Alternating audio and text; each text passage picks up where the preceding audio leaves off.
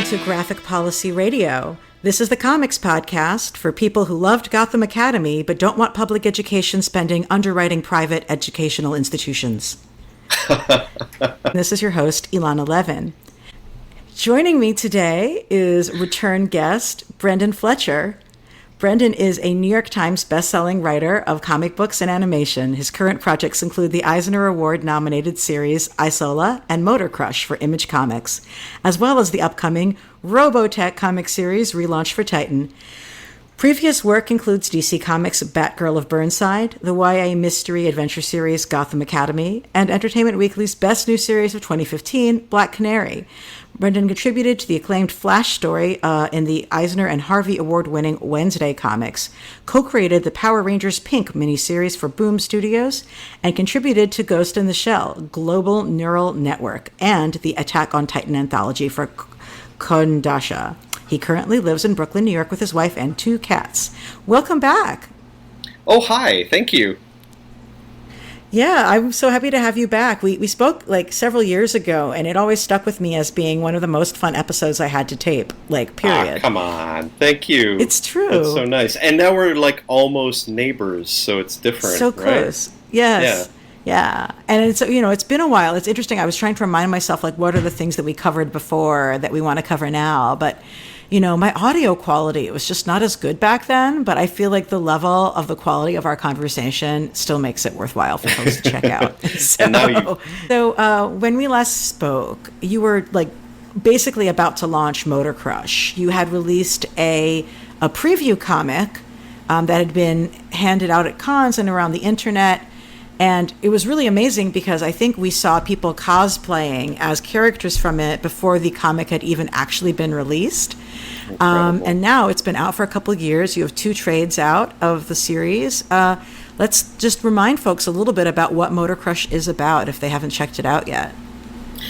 It's funny, when we start a new series, I don't think any of us spend a lot of time thinking of a hot log line that we can use all the time, or the elevator pitch. I think we do the pitch work and then we actually just get down to putting the project together.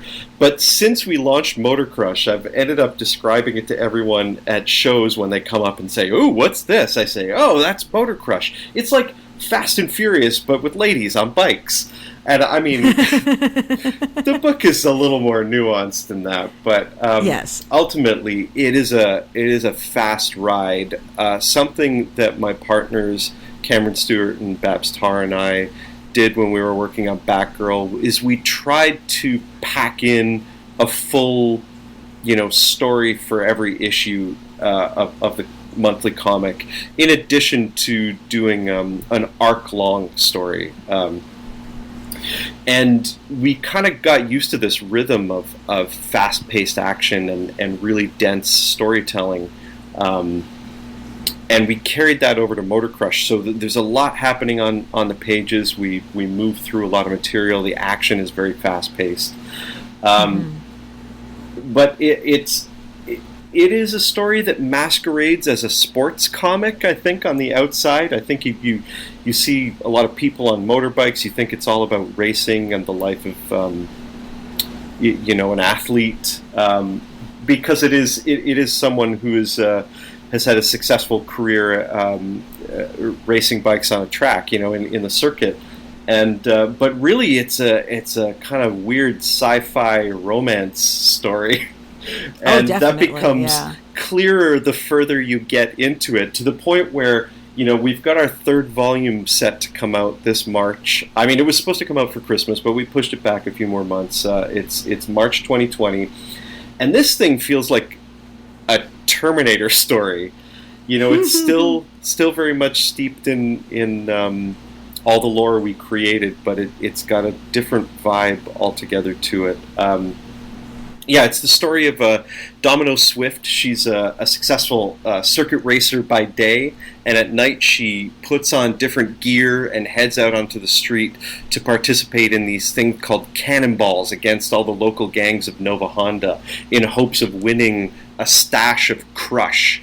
And Crush is this mysterious liquid that all of the gangs try to get to use in their bikes and has been outlawed on the circuit. It has a mysterious effect on the bikes, but it has an even more mysterious effect on Domino. Da, da, da. Da, da, da. I believe I believe it was it's a machine amphetamine, or what was the? That's right. Yeah. I love that. Machine it's narcotic. Yeah. Machine narcotic. Like, that's just a beautiful turn of phrase. I love that little like description of something really sold me, because it's interesting. It's thinking about like machines as beings in a way as well, right? Mm-hmm. And the rider's relationship with their vehicle. And I don't know, I think with any kind of science fiction that has to do with technology, we start to think a little bit about machines and like humanity. And I mean, this is a comic where the cutest, as in like most adorable, cheek pinchable character is a tiny round robot called Catball. So I hadn't thought about Catball being the most adorable in the book. And that was something, that the whole story of Catball is so strange. It just came about by way of needing something for a single image to communicate more about the world. We had the initial image of Domino and her ex-girlfriend, Lola, sitting on a bike, and Cameron and I were at Babs's place in South Carolina, and we're standing there looking at it, and we've got to announce this thing to the world shortly, and the drawing's great. It looks amazing, but it ultimately just looks like a couple of well-designed characters sitting on a regular bike. And we said, well, this is got to feel a little more science fiction-y. Like, we've got to do something with the bike. Can we make the bikes more like mecha? Can we do something, like a anime style motorbike and not a straight up motorbike? And Babs just had her heart set on a particular kind of bike. And we said, well, there's still room in the composition. Like, is there something else? Can we put something up in the air? And so we left. We were. I think Babs was getting a little aggravated with me and Cameron, because we just kept the drawing was great as it was, but we just needed to communicate that it was more than a fiction taking place in our present day world. And we left Babs to doodle for a while, and she doodled this little robot, and it had little cat ears. And I mean, obviously, it was a little inspired by Sailor Moon, but which is one of Babs's favorite animated shows. Of course, if any of your listeners have read our run on Batgirl, you will know that Sailor Moon turns up at least once per issue in the background somewhere, unsanctioned by Warner and DC Comics, of course. But that's fine, if it makes it more believable. Sure. It makes it more believable that Sailor Moon is in the world of Batgirl. Of course. But that's where the Catball came from. It was just, it doodled in there, and Cameron and I immediately saw it and said, perfect. That's not something that we have today. It's, I guess it kind of is with drones, but it felt like it was enough to communicate that this wasn't just a story about people on motorcycles. And then we wrote it into the book. We had always written in a big media presence in the book, like, but I think we had done it in a more traditional way in our first drafts, and the creation of the Catball allowed us to sort of re-envision how that might work in the world of Nova Honda's racing. Well, I read the Catball as sort of being commentary also on contextual advertisements in social media.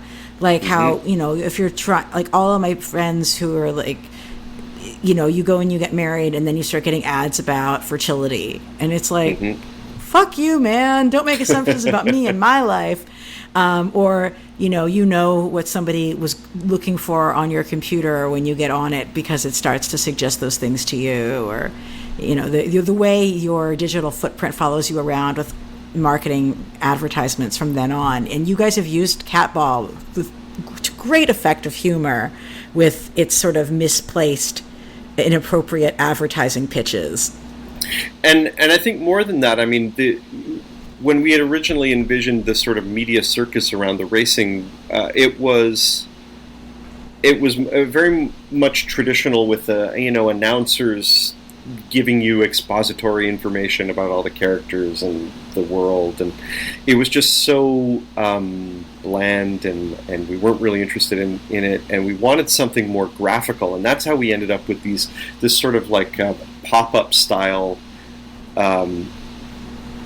It's almost like pop-up video in a way, right? Like little pop-up captions, and that style of communication moved over then to the way we started using the Catballs, and it got a little more interesting once. Spoiler alert. I'm sorry. I'm going to talk about things that happen in the first volume, but the Catball that follows Domino around gets reprogrammed by her ex-girlfriend, who is a mechanic and a computer genius, of course. Reprograms this thing, and it gets a bit of its own personality. It gets some individuality, and it starts cracking jokes in a really dry way, and using its ad speak in a way to comment on the circumstances it finds itself in with Domino and Lola and Dom's dad, Sully. Yeah, and it really also saves the day. It does. Yeah, it's just a great character thing, and a great like narrative technique throughout the story. Well, I definitely don't want to lose sight of the awesomeness that is Domino herself. I remember seeing, I think it was the month that the first issue of Motor Crush was released. I think she was the only black female character featured on the cover of a comic book from like in the Diamond catalog or something like that. Maybe I'm wrong. It was like some ridiculous statistic though. If not the only, it was like, and I'm not talking about like, if you've got an issue of like Justice League and like Vixen is one of the 5 people on it. I'm not counting that. I mean like clearly front and center protagonist. Yeah, it was something crazy like that. That is bananas. I had no idea. Yeah, I mean, yeah. And, now we have, Ironheart and there's Moon Girl and Devil Dinosaur. So, like, that wouldn't be true now. But it still is, like, pretty, a shocking absence in terms of, like, the faces that we see on the fronts of the books on the stands. So I think that was one of the reasons that made it really stand out and feel exciting to folks, especially like a woman with short hair and like with her girlfriend. I mean, on top of that all, that was super exciting and distinctive. So, how much of that part of the core concept of the character was like part of the world building of this coming in Brazil, or like how did that aspect of her character come together with the story?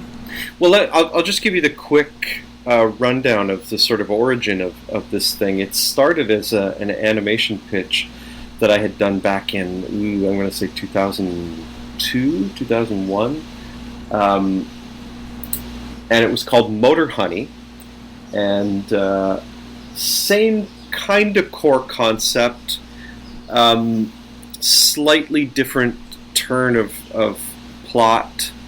There were other supporting castmates. There was a turtle in it. Oh gosh, who could forget? But it was initially meant for animation, and I had kind of I was in Canada. Things are a little different there, and it was working out for a while, and then it didn't seem like it was going to go anywhere, so I started turning it into a comic, pitched it to Jamie Rich, who was still at Oni at the time. Jamie gave me a green light on it, but then after a month or so, Jamie left Oni, and James Lucas Jones sent me an email and said, I'm really sorry, but I'm going to be honest with you, I'm not feeling this. I know Jamie was, but I'm going to have to let this go. And he gave me his apologies, and I put it in a drawer, and that was it. And fast forward to 2014, Cameron and I are working up this Batgirl thing. We're really excited about it. We found Babs online, brought her on board, and we just felt like we were firing on all cylinders together. We really enjoyed working together, but DC and our great editor, Mark Doyle, along with Chris Conroy, were very clear with us that we were likely only going to get 6 issues, like one story arc, out of this Batgirl thing. It was a time, like right before DC was about to move to Burbank. Mark had just come in as the new Batman group editor. And the sense that we all got was that they kind of just threw it out there to Mark, like, hey man, we know you're not moving to Burbank with us. You've only got, 6 issues, 6 months worth of story that you can kind of green light and start out. So you've got a bunch of titles that we otherwise might have canceled, like Batgirl, because they were starting to drop in sales. And there's room in the line. So just kind of do whatever you want for that 6 months. Then we're going to do this 2-month buffer storyline, and then we're going to rethink everything. Everything's going to start again once we're in Burbank. So that said, Mark had leeway to do things like throw it out there to Becky, and we were able to do Gotham Academy, and he threw it out there to Cameron to just do something with Batgirl. And I mean, it sounds like they put a lot of lines in the water. So there were a number of people pitching for Batgirl at the time. A bunch of our friends were pitching. That's kind of how we know about it. But to get back to us as a team, we loved working together. It was fantastic, and it was a bummer that we had only, once we got the green light to move forward, we're only given 6 issues, and we kind of thought that was going to be it, because it was a totally different take on the character. Well, not a totally different take, but it was different from what they had been doing recently. So we were we just felt like that was going to be it. And then what are we going to do after that? We really like working together. Wouldn't it be great to do our own thing? And Babs had kind of gotten known by doing her Sailor Moon characters on motorbikes. We had Batgirl on a motorbike, and it just seemed like, ladies on bikes was Babs' thing. And I kind of threw it out there like, hey guys, I have this old pitch from whatever, at the time, just more than 10 years ago, 12 years ago, that you guys might like. So I sent it over to them. They both liked it. And together, the 3 of us workshopped the original pitch into something new and different, something that suited the 3 of us. And where Domino specifically became the Domino Swift that we know today was after Babs and Cameron had done a convention trip down to Brazil. That kind of changed the face of Motor Crush. It changed the location. It created or inspired Nova Honda as a location. The aesthetics of Motor Crush kind of came into place, and the character of Domino shifted around that a little bit. So she was, she sort of had the same goals, the same setup as a character back in the original Motor Honey, but her particulars shifted after the trip to Brazil, and Babs and Cameron, Babs in particular, had a strong hand in cementing who Domino was, including her first name. I think I had given her a different first name initially. I'd sent over. They usually come to me for the names because I seem to like coming up with weird names. If you've read Gotham Academy, so many character names that are very distinctive and like everything. Yeah, totally. Cameron, I think, gave up after a while and was just like, "You come up with the names. We'll tweak it if we want something different." And that's what happened with Domino. Is I can't remember what the initial name was, but Babs just wasn't feeling it. Like, it was a little too off-center. And she threw out a whole bunch of things, and Cameron and I were like, nah. And then one day she just said, it's Domino. I know it is. And the last name was, we were already kind of agreed on Swift, and we all went, Domino Swift. Oh. Yeah. Oh, that's really good. And then she just sent us a sketch, and that was it. She came up with the name Domino. We all loved Domino Swift, and then she sent us that drawing of Domino Swift, and it was oh my god, I'm blanking. What it's the sister of Jaden Smith, Will Smith's daughter. Oh, Willow, I want to say. Willow, yeah. She was the inspiration. Oh, yeah. Oh, wow. She had just, That's really I cool. think she had done some solo, uh, like modeling editorials, magazine editorials at the time, and then one with her brother.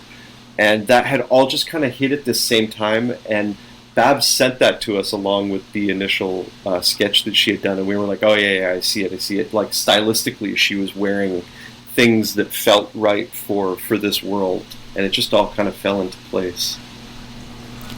That's so cool. I mean, I really enjoy and appreciate how much like actual fashion is part of the work that the three of you do together with Babs Tarr and Cameron Stewart. And like for folks who aren't familiar with Babs Tarr, like she herself like comes from a lot of fashion illustration background, and that's why all the things she draws actually have cool clothing, and it's part of the character development, and it's really thoughtful. It was one of the main reasons that we agreed on Babs initially for Batgirl, is that we were building this new part of Gotham City called Burnside, and it was supposed to reflect Barbara Gordon at the age that DC told us she was. They said she was a 21-year-old. So we were trying to build the world that a 21-year-old would exist in. If they grew up in this dark part of the DC universe, as Gotham is supposed to be, what would a 21-year-old seek out? And if they still have to stay in this sort of area, maybe there's a part of it that's a little more, is a little newer. So we sort of started coming up with this story. I mean, it's partially inspired by where we were all living, including places like Brooklyn, Montreal, Berlin, areas that were being gentrified, and younger people were coming in, and styles were changing. And it was partially why, we had a lot more planned that we had hoped to get to about. It was why we had Barbara Gordon studying urban geography.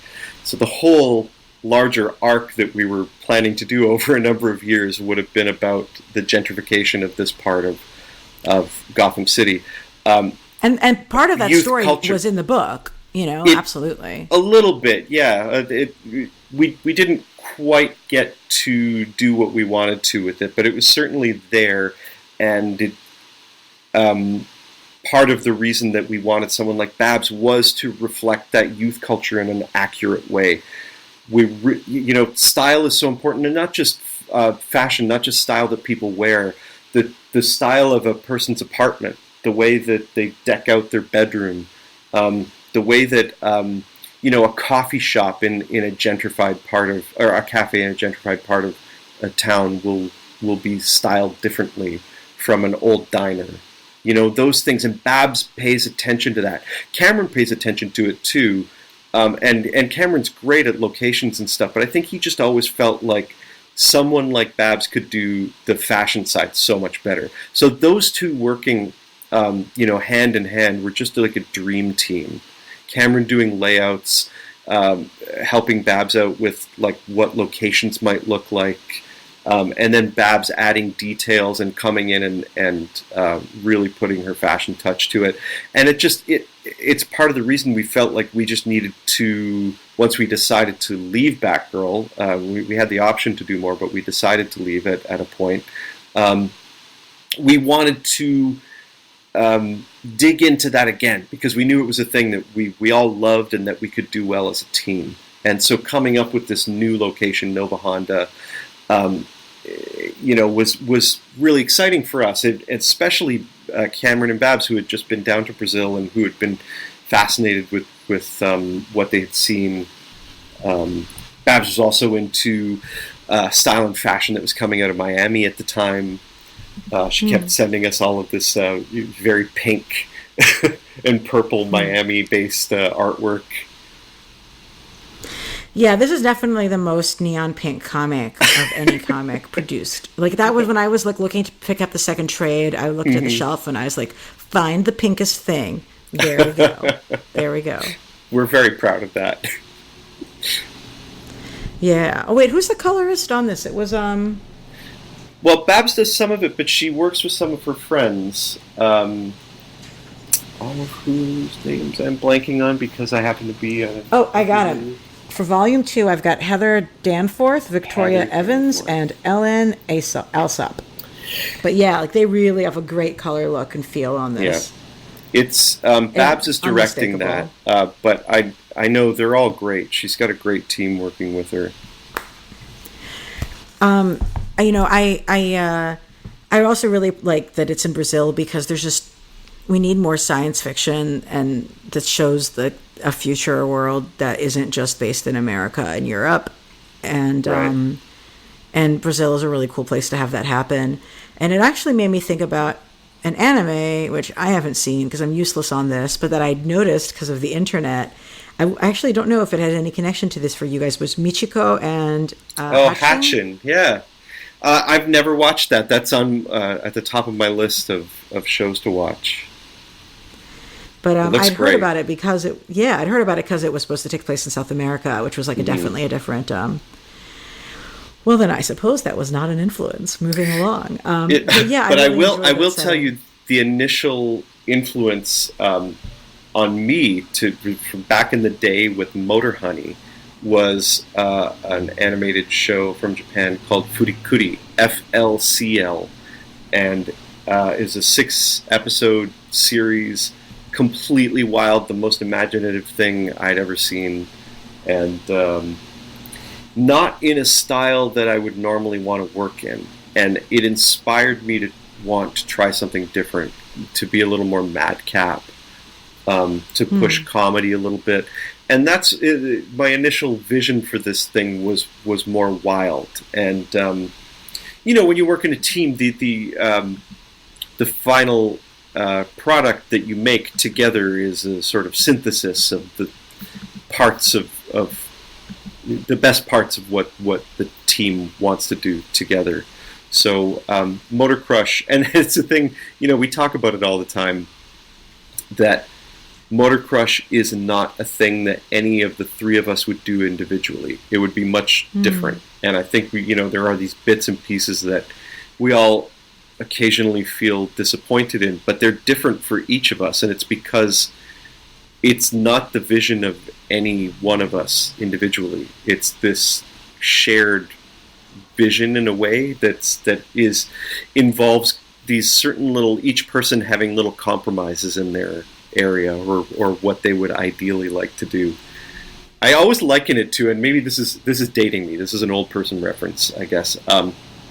I liken this to a work by the Police, the rock band from the late 70s and the 80s. Yeah. Those guys broke up because that's what their deal was. Like there was 3 guys who were incredible musicians. They each had their own vision of what these songs should be or what an album should sound like, and they could never agree. But the audience, their fans, saw no problem with the final product. Loved it. Loved everything. And those 3 guys were never satisfied. Even now, like I'll listen to interviews, and they're not 100% satisfied with the work that had come out years ago, because it wasn't what Sting especially really wanted to take control of everything and make it his own. And I think he ultimately got more of his way in the final album. And Stuart Copeland, the drummer, was ceding some of the control just so they could get through the project and get it out. And that's kind of, Motor Crush always feels like this push and pull between the 3 of us to find this perfect middle ground. And I feel like that the 3 members of the Police. Yeah, it gives a project this energy, this crackle of life, that little bit of conflict. I find it exciting. And I think, we're in this 3rd volume now. I think it's really great. I hope everybody can check it out in March when it comes out. It is maybe the most exciting of the 3 volumes so far. Oh, wow. And you said Terminator, and that is something I'm definitely into. So it has that relentless feel. Like from the beginning, it just does not stop. It just keeps pushing forward. Well, for folks who followed along, like from the end of part 2, it is very clear why that would be what folks would see next. So I'm excited to hear that. And it's being released as a single trade paperback rather than as individual issues. That's right.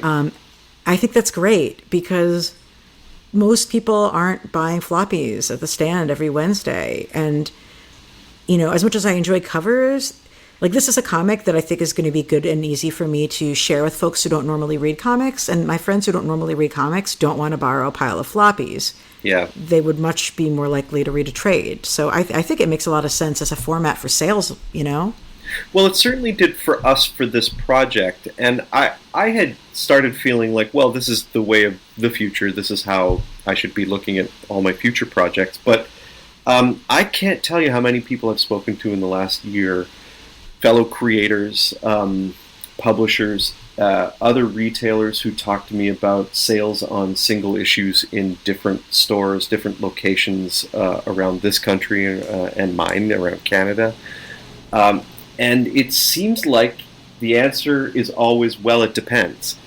Because if it's this title, it's going to sell a lot of floppies. Or if it's in this city, it's going to sell more as floppies. Or if it's in this particular store, well, that store only sells floppies. They really don't move many graphic novels. And right? Yeah.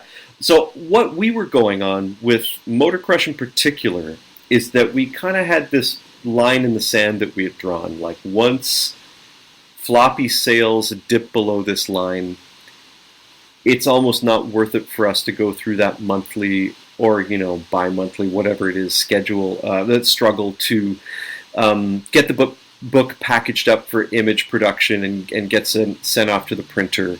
There's a whole other behind-the-scenes side of putting books together that most fans or readers don't, they're kind of a little aware of it, but they don't really understand, like, how much of a time suck it is. Like, in every day that you are dealing with the production of a book or the marketing of a book or getting it together, dealing with your co-creators on files, etc., that takes away from creating the next book.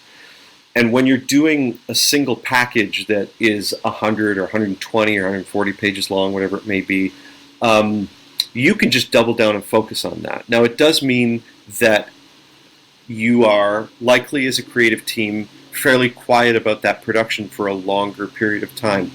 Excuse me. So you don't get that monthly burst of promotion on that title. For instance, we haven't spoken about Motor Crush for ages. Like, it's maybe going to be almost a year that we've been silent on Motor Crush, prompting a lot of fans to ask us, if Motor Crush is dead, is it gone? And we just have to keep saying, no, it's actually on the schedule. Here's the Amazon listing. You can pre-order it. It's coming. It's very cool. But I think people are really still in that mindset of, like, if you don't hear about it all the time, it's not going to happen. And this is, once a lot of books start moving into this format, it's going to be more like TV seasons where... here's another, for instance. I just see that Mindhunter is either back or coming back to Netflix, and we haven't even heard a peep about that for 2 years since the initial season hit. So that's, I think it's kind of just how some projects are moving. But in the case of another of my comics, I'm doing another image book called ISOLA with my friend Carl Kerschel, who I had done Gotham Academy with. And gorgeous art. Gorgeous. Well, Carl and also Michelle, who goes by the name M. Sassy K. She was the colorist on Gotham Academy. So great art team. Absolutely stunning stuff. I'm a very lucky writer to be working with my friends so talented as Carl and Michelle. But that book is still... It still makes sense for us to do that book as floppies. While as a story, it might feel, because it's more decompressed than Motor Crush, it might feel like to a lot of people that it reads better as a collection or a trade, a graphic novel. It still makes better sense for us to do floppies for the time being. So we're not looking to change that yet. So I really do feel like it is a case-by-case basis. And I'm totally up to discussing, all of this with any of my publishers at any time for any project. Everything's up for reevaluation. I am very interested in it, very interested in keeping my eye on the market, where my titles are concerned, and just in general.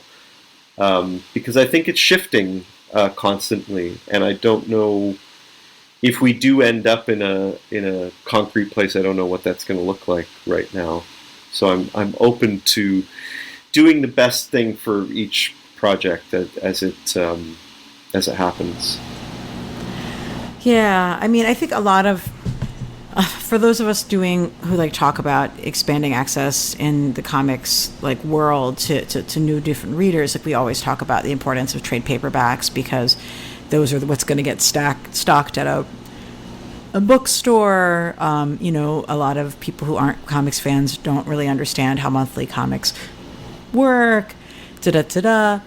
And then we just sort of generally saw we were seeing a lot of books that were, coming out monthly from the big publishers getting canceled because it wasn't doing well in floppies, and then the trade selling really well and then getting uncanceled. And it became this cycle where we were joking about who could have predicted that this comic that wasn't aimed at older white men would sell better in trade. Like, why did you cancel that? We knew the trade would be popular. But so I don't know. It's interesting to think about that as an artistic choice as well, because I just usually don't even think about it as an artistic choice at this point. I just think about it as a question of accessing different kinds of audiences. But well, it was I think it was a business choice for Motor Crush. Motor Crush trades sell really, really well, and the issues. Not surprised. Yeah. If we ever do come back to Gotham Academy, which will most likely happen at some point, I'm assuming it will be a single volume collection. It'll be a little trade, which will be in one of DC's new lines. I know they did away with new lines for the youth. Yeah. That's so good. I'm so happy to hear that. Well, it's still a hope. Sense. I mean, we all want to do it. Right. We know that people inside of DC... I mean, Gotham Academy has always had its supporters at DC, like people who are very, very, very passionate about it. And if it makes sense in their publishing schedule, I think it's going to happen. To be frank, and maybe I shouldn't be speaking... about this, but I know that part of the reason it went away was to make room for the ink and zoom lines. It wasn't doing that well as singles, so I think that was another strike that it had against it. But the trades have always done really well. The trades sell out constantly. But partially on the sort of trade success of that, and definitely on the trade success of the DC Superhero Girls books, they started these ink and zoom lines, and Gotham Academy kind of didn't fit.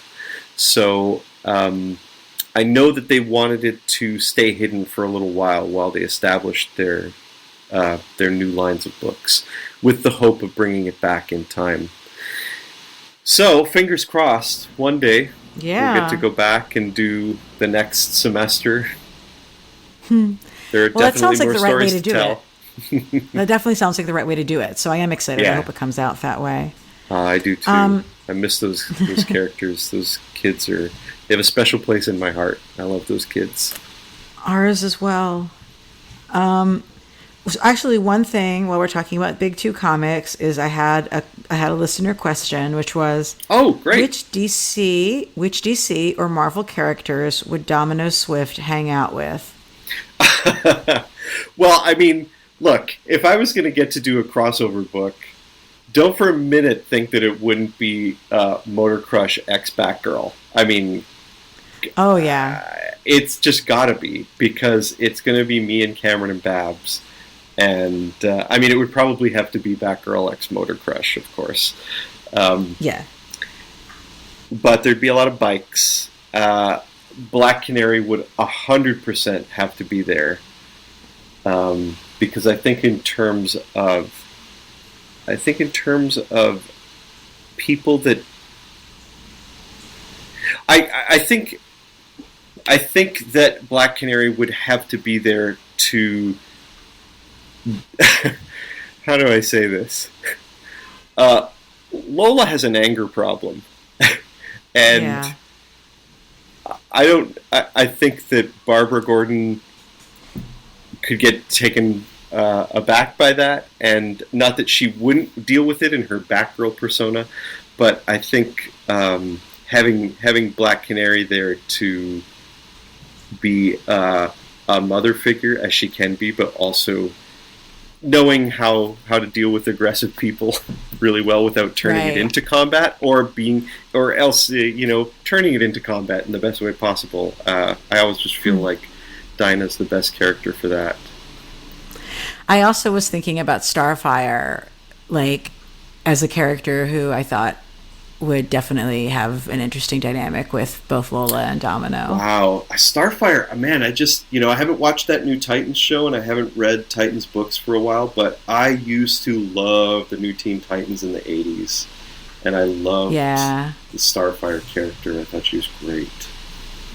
I would, like, if anybody has superpowered hair, I mean, Lola has superpowered hair. It's true. And Starfire, I believe, travels using the power of her hair burning behind her. So there we have it. Well, awesome. And again, it was just so great to see like a Black queer woman on the cover, especially a Black queer woman with like short natural hair. It continues to be like a really bold and powerful thing to see on the cover of comics. So, oh yeah, hooray! I just love that character, and I love that so many other people have been inspired by her. I love seeing Domino Swift cosplay. It just it'll make my month whenever I see a photo of somebody doing Domino Swift cosplay. It's just it's incredible. Yeah. Actually, I was just at FlameCon, the LGBTQ Comics Geek Fest in New York, which is the best geek fest convention in the world. It's a fact. It's the best. And I've seen cosplayers before. I saw one of the vendors had a little bit of Motor Crush, like fan art merch. What? And I thought to myself, I was like, I don't know. What do you guys think of that? I mean, obviously this is not like a big license. This is not Hot Topic ripping off your stuff, right? Yeah. But I don't know. It's an interesting question. Like it's not like it's somebody asking an artist to do like a commission drawing of one of the characters. I think that's all kind of treated as being par for the course of comics, But yeah, she had some stickers of Crush vials with like, I don't remember exactly the details. It was cool, but I was also like, oh wait. Yeah, I mean, it's certainly not, as a young creator coming up in the scene, it's probably not the best move to not ask your peers permission when your peers actually own the thing. So yeah. I love the enthusiasm. I love that Motor Crush means something to people. We would probably say it's fine if we were asked, but technically it's kind of not cool to ask. Just because we're kind of all in this together, we're all kind of struggling together. So I would say if any listeners are out there thinking of, making their own like Wicked and Divine t-shirts or, Saga stickers or anything, just, everybody's on Twitter, everybody's on Instagram.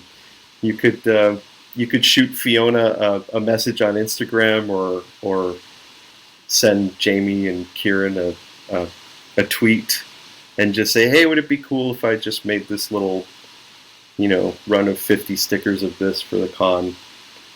I'm sure everybody would say yes. But I think when we're all in it together, struggling to kind of make these things and have careers where we should probably all just kind of have each other's backs that way.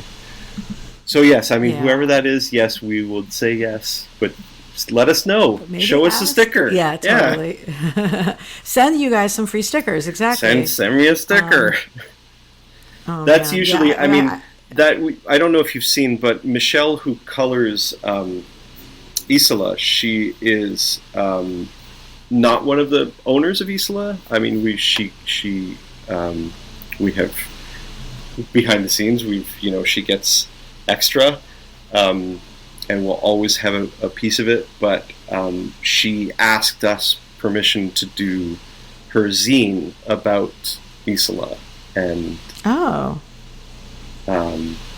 so she does a little zine about the making of the book and how she colors it, and it's become more of a process thing about showing people the methods that she uses to produce the book. Oh, cool! Really, really cool That's really stuff. Neat. Yeah. So my big question about Isola is, are the animals okay? Are they hurt? I'm concerned about them. I just need to know, because it's hard for me with animals in fiction. Yeah, and I think that's the thing. It is technically a YA book. Younger readers can definitely dive in. But the one caution I always give parents or people who are sensitive is that we speak frankly about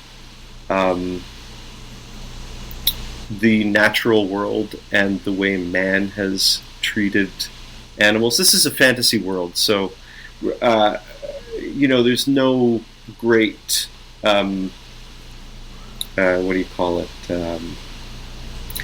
There's no great machine in play where humans are farming animals on a grand scope the way that we do here. But there are clans of hunters, and they play a part in it. And I think it's plain. We don't speak about it in these terms, super plainly yet. But I think you can see that part of the subtext of everything that is that the natural world is out of balance, and the queen being turned into a tiger is likely a part of seeking a solution. Yeah, I get it. Totally. But yeah, that comic is really beautiful and it's definitely been standing out. And I'm excited to hear that you guys are going to keep going on it. Yeah, that book's going to be going for another beautiful. 5 years, I think. This is the other problem. If doing more Gotham Academy, Carl can't draw it for another maybe 5 years until we finish Isola. Oh wow! Yeah, so I mean, there are a lot of other amazing artists that we worked with on Gotham Academy that I would love to work with again. So there's that. But yeah, getting Carl to pause Isola to do Gotham Academy is probably not going to happen, unfortunately. Or fortunately for Isola fans. We just feel like we've made this promise to the readers that we're going to just keep our noses down and finish this story and deliver on it. And this is your big, epic fantasy saga that you guys have had in mind for forever. It is, and it feels epic to us in a lot of ways, but when we write it, it's really just the story of two people. So they're living in this sort of epic fantasy world with these big things happening around them, and their choices will affect those larger things. But oftentimes it just feels like we're writing this story of two people on a weird journey halfway across their fantasy world. But this is definitely a project that you had said that you guys had been coming up with this story for a really long time. Yeah, I mean, the thing is that we started working on this other project called Miki back when we were, 23 or 24. It was a long time ago. And parts of that fantasy adventure work got splintered off. And I would say the two main characters in that book feel to me now more like adult versions of Olive and Maps from Gotham Academy. And there are other things that have found their way into Batgirl or Black Canary. Specifically, there's one specific thing in Black Canary that came from that project. So we've been mining that fantasy adventure thing that we worked on for almost a decade that has never been published for all of our other work. Isola, however, is a direct descendant of it. It's not the exact project that we were working on, but without that project there would be no Isola. I think we learned a lot of lessons in that I'm going to say it was 7.5 years of working on Miki behind the scenes while we both had other jobs. We learned a lot. We were way, way, way too ambitious with that. Like, we started with a very small story, and it just grew and grew and grew, and we thought we could handle it, and we were not old enough yet. We didn't have enough experience. Neither of us had enough time. And it just totally got away from us. And Isola is a version of this that for us is manageable, is more mature and nuanced. That said, Carl's been living in Japan for a year. He and his family just flew home, and for a few days they were staying back in Niagara, Southern Ontario, where we grew up, at his parents' house. And he found our old production book of that story. And neither of us have looked at it for, 15 years or so. And he he said to me on the phone, I can't believe it. I just read through the script, and it's maybe better than our current work. He said, I can't believe how great this is. It still reads like something we would do today. I said, God, come on, Wow. it's not as good as Isola, right? And he says, well, it's more complete, because it's got, like, it's more fleshed out and complete, because we've been working on it for so long. It was a full story, whereas we're just in the, what is that, the first third of Isola right now. But yeah, it's exciting. I mean, there's so much still to look forward to with Isola. The next chapter, especially the chapter that'll be published next year, is the one we've been dying to get to. I know that doesn't say very much, wow. but it's No, but that's exciting. That's exciting. It involves characters that we have referenced and that you've kind of seen a little bit and have been hinted at, and a lot of background detail, a lot of revelations, a lot of things that we've been sort of dancing around for the first 2 volumes. We really dig into. Well, that must be really gratifying to be able to actually make that happen after all that time, and that's also exciting to be able to tell readers like that's what's coming up. So thank you for that. One of the things I want to make sure one of the things I want to make sure we take a little bit of time for is Robotech. Now, yes, I am not particularly schooled in the ways of the fighting robots or in the ways of the tech. I watched part of the original dub, I believe, and the only thing I remember was the main woman. What is her name? The military sergeant. In Robotech, her name is Lisa Hayes.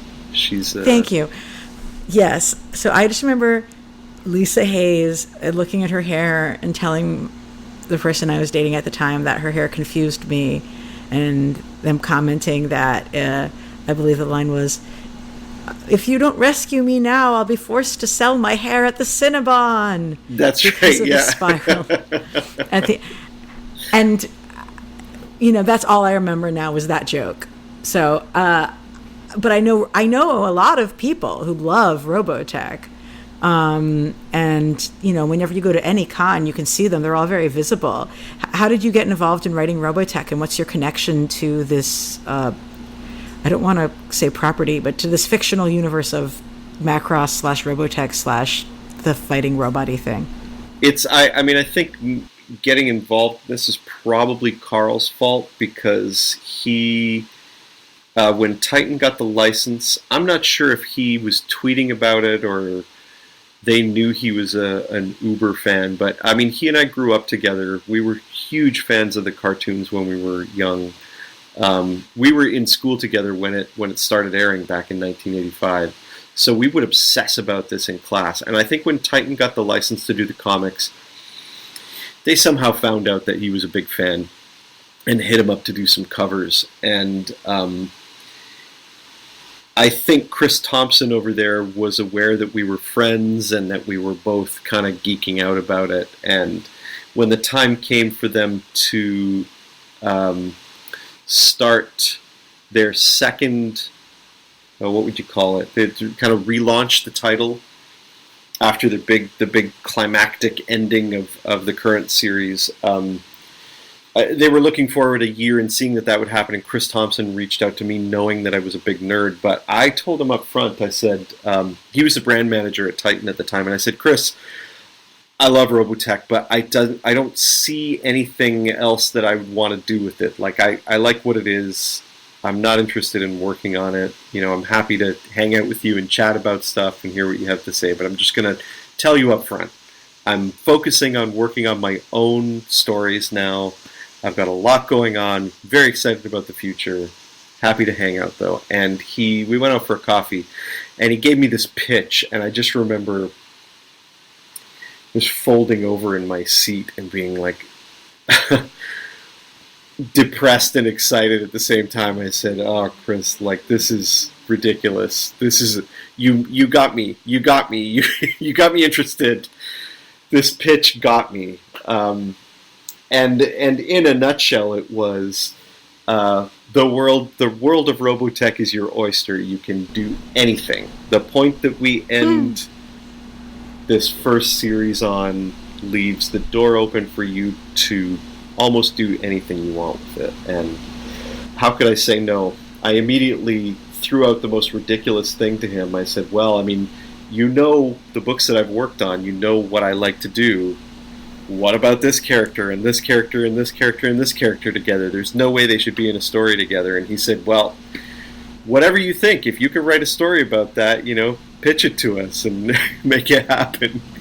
So, I mean, that's kind of where I came from with it, is I started with this, I started by reading what they had been doing with it, which opened up the world to almost unlimited possibilities by the end of the story, which is where they're about to get to now. They're just wrapping this 2-3 year long run that is a bit of a game changer for the universe of Robotech. Robotech as it is kind of a confusing thing to look into now as a modern potential fan or anime fan, because it wasn't clear back in the 80s what it was. It was just an amazing new cartoon on TV that was a multi-generational saga of our world being invaded multiple times over. There's alien invaders. It's this whole saga of the Earth kind of banding together and fighting off this alien invasion. And then, like, a generation later, it happens again, different aliens. And then again, a generation later, it happens again.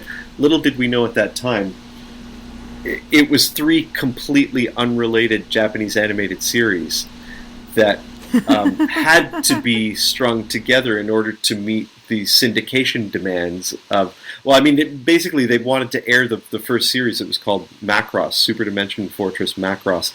But it was only 36 episodes, which you couldn't get syndicated in North America at that time. So they strung it together with 2 other series that had been created by the same animation company in Japan, and figured out a little storyline that they could weave between the 3 to make it make sense. And it worked for us as kids back in the 80s.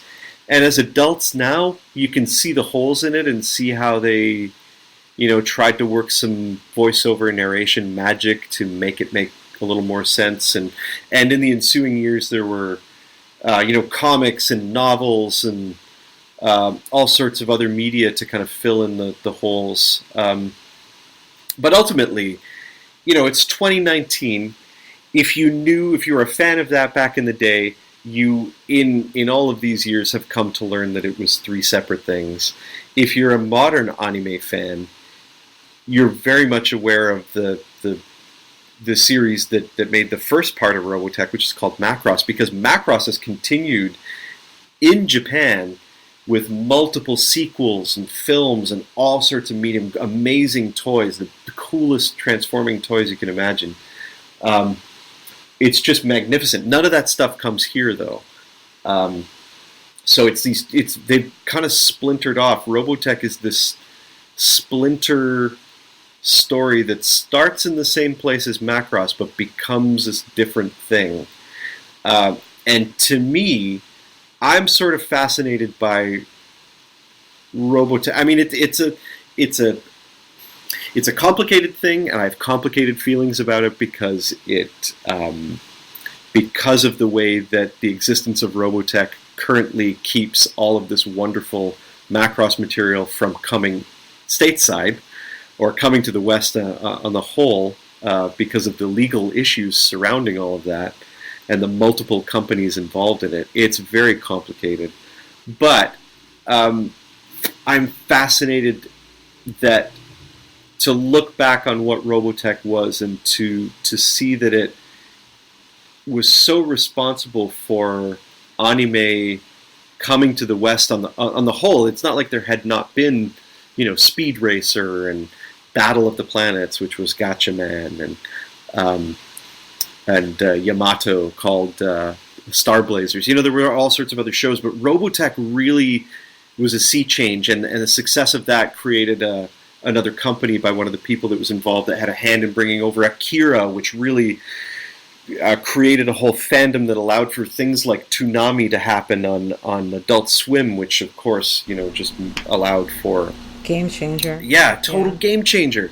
It's a snowball effect, all of these things. And back in the day, the thing that created it was a sort of first artifact of what we would call remix culture today. The ultimate mashup, this new thing that was created from parts of other things. And that's the title that I've gone with for the comic that I'm doing, Robotech Remix. Because the original thing was a remix, but what I'm doing in this new series is I'm commenting on that in the metatextual way. I think there's so much to talk about in terms of not just extending the narrative in and of itself, but in terms of what the existence of this thing means, this brand or IP, the existence of this cartoon as it was today to us as older fans who watched it back in the 80s, the nostalgia we have for it, and then also what it means as an early artifact of remix culture, when remixes are a cornerstone of and mashups are a cornerstone of the music scene today. If not the fashion scene.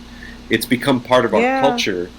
Robotech kind of sits outside of it. Like, I don't know that it's, quote unquote cool in the same way. But to me, it was one of the first times that I was aware of multiple works of art being smashed together and remixed into another thing. And I'm talking about that as part of the story. So while you'll follow the adventures of the characters, there is a sort of subtext that is informed by what this thing is today to us, to old fans and to new fans. I think it's really cool. It's really interesting. It's very complicated. I understand a lot of us. There are some dark feelings about it out there. There are people with complicated feelings, but. There's also some excitement still around it, and I'm really complicated. How? Well, complicated in that there are a lot of fans of Macross out there. There are a lot of fans of all of the original anime, in fact, and there were a lot of course, each animated series had so many people, so many incredibly talented people designing and drawing, directing, animating, writing, and those people aren't necessarily credited for being a part of Robotech. But they were the initial, they're the people who made this all happen. And, part of what I'm trying to bring to it is an awareness of the people who created those things. Because I also have complicated feelings about it. I want the world to know about the design genius of Haruhiko Mikimoto and Shinji Aramaki and Shoji Kawamori. It's brilliant people who worked on all this stuff. But also, I have a great love for Robotech and what it meant to me as a kid and of what I think it could be in the modern day. And I'm excited to be a part of that. But I also want to tell everyone how Macross has never stopped in Japan and how there's all this amazing stuff. And it's not that easy to get here. I mean, it's not that hard either. You can go on Amazon or eBay or anything and just order it in. I've got it all in my apartment. It's incredible. And, I want people to watch Macross Frontier and listen to the records that they put out all the time and go to the concerts if you ever get to Japan, or just watch the concert videos. It's, to me, like, it was such an important part of the evolution of mecha anime. I mean, Shoji Kawamori, who's kind of the heart of it, he's the creator of a lot of the most famous Transformers. Like, he designed these things when he was in school because he just loved robots and loved designing, I guess, robots that transform. And he was also a big Gundam fan, one of the first big robot animes probably the first to do it. I could be wrong on this, but I think it is the first to do like a serious military show about giant robots, where the other ones were sort of like superhero, god robot kind of things. But Macross was a response to Gundam. Like, he and his schoolmates were Gundam fans. They had a Gundam fan club. And out of that was born Macross. And, it's stuff I love. It's stuff I'm fascinated by. It's things I want to talk about and things I want other people to know about. And Robotech's been around for 35 years, and these are conversations that aren't, they haven't been prevalent. And it's time. I mean, if Robotech's going to continue, if Macross isn't going to come over here on its own, if we're not going to get new Maspida toys that are currently coming out in Japan, I'm going to talk about this stuff. I'm not going to put down this thing that I love that I'm working on, but I do have complicated feelings about the fact that these other aspects to it aren't here, and that we're not talking about the people that created them and made them great, and so I'm going to use my complicated feelings and the feelings that I know a lot of other people have to further that conversation as best I can. I love it.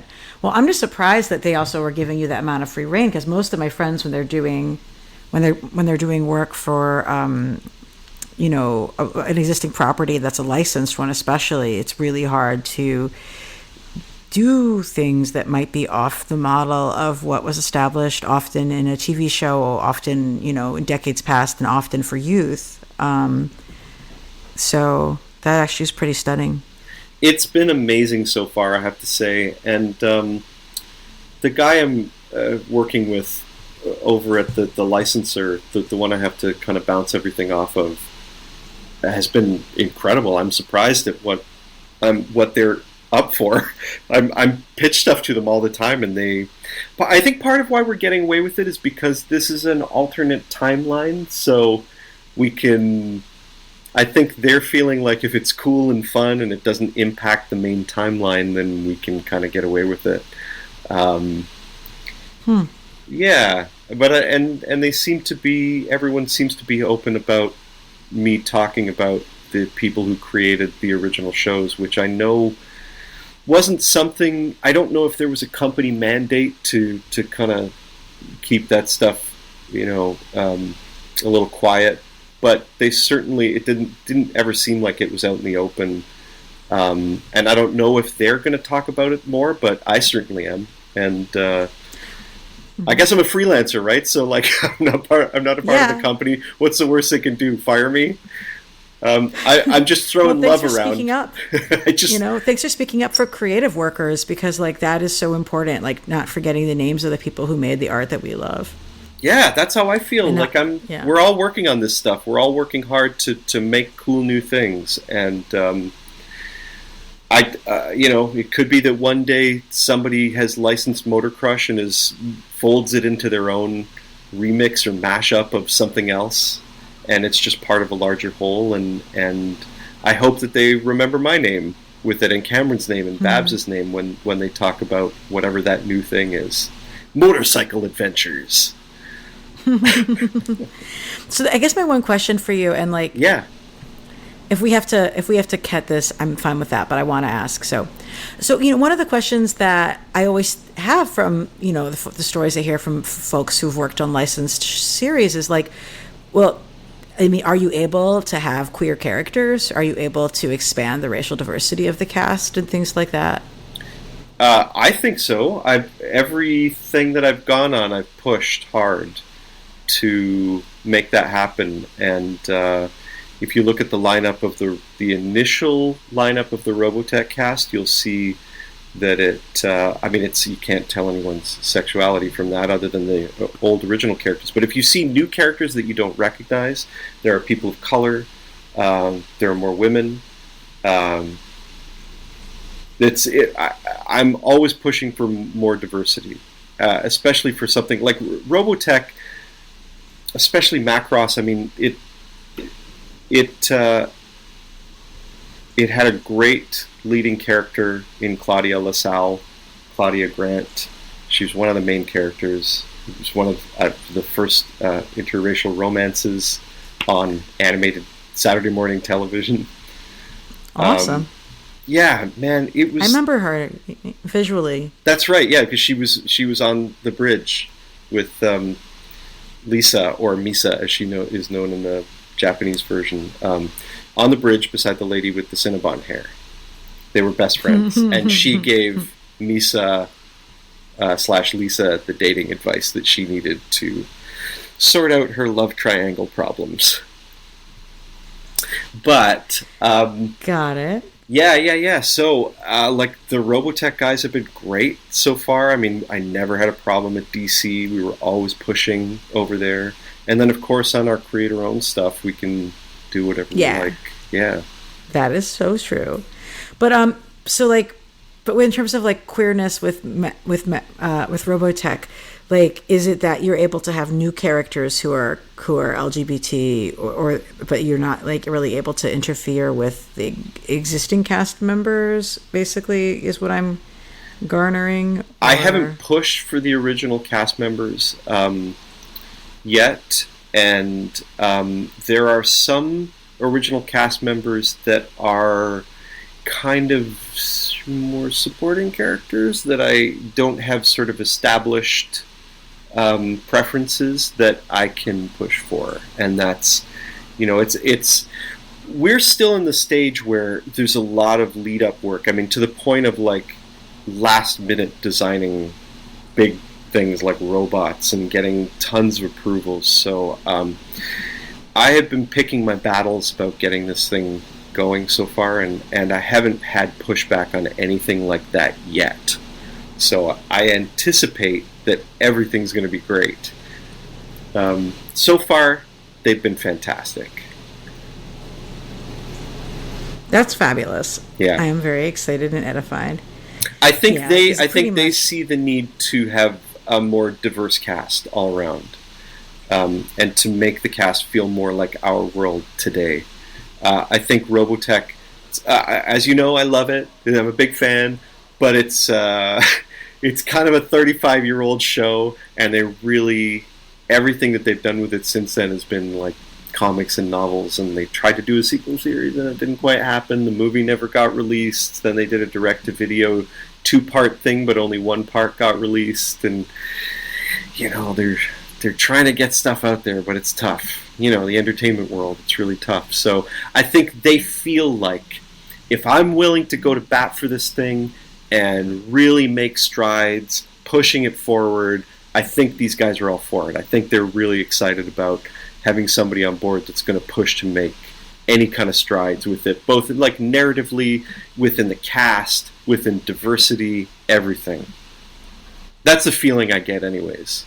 Mm-hmm. It's been nothing but positivity from those guys. So I'm shocked that I'm getting away with as much as I am, but also super grateful for all the support that I've been given so far. Love it. Yeah. Well, thank you again for joining us, and for sharing your love of the fighting robot men with me before. I'm eager to learn your ways. I didn't even talk about the robots at all, really. It's just about the people. That's how I But feel. robots are about people. Robots are about people. The robots are about people. And thank you for having me on again, for letting me ramble for so long, as I am wont to do. You're always welcome back, and I'm excited for our panel at New York Comic Con, which was accepted. Listeners, if you're coming to New York Comic Con, you will be able to hear me and Brenden talk about things that are different topics from the ones that we have just discussed at my panel, which is going to be Saturday night, the Saturday of New York Comic Con. Yeah, whenever, October 5th or 6th or whatever is around that neighborhood. It's the Saturday night. Yes, get that on your calendar now. Be sure to join us 9 p.m. We'll make it worth your while. It'll be badass. We're going to be very nerdy and probably a little bit goth. Maybe a little bit. I will definitely be running on adrenaline because I will have been at my Artist Alley table since about 9 in the morning. So I'm going to be like... Oh, good God. Yeah, I'm going to be like a little punchy. Probably making really bad jokes. That's good. That's very on brand for New York Comic Con. Okay. So you'll see us there. And where should our listeners keep up with your work online? I guess I'm mostly on Twitter. I don't really post too much. I just sort of, when there's a new issue coming out, I go on and let everybody know. Or tweet about new Kickstarters that I'm excited about that other people are doing. You can find me at Brenden Fletcher, Brendenfletcher. I'm also everywhere using my name, Brenden Fletcher, on Instagram, BrendenFletcher.com. I'm technically on Facebook, though I rarely log in. Oh, that's fine. And you're Brenden with E's and Fletcher with also E's. Just that's all right. The vowels are E's. That's right. Oh, and we didn't even talk about animation, like your own work. So we'll have to have you back because I want to hear more about that. Because you said you're doing work with Adult Swim, and Adult Swim is my everything. So let's make a plan for that in the future. Absolutely. Yeah. And to our listeners, Graphic Policy Radio is on Spotify. We're on iTunes, SoundCloud, Stitcher. And I, Ilana, I'm on Twitter a little bit too much at ELANA_Brooklyn. That's Ilana_Brooklyn. Join us next week for our next episode. And as we like to say, keep it geeky.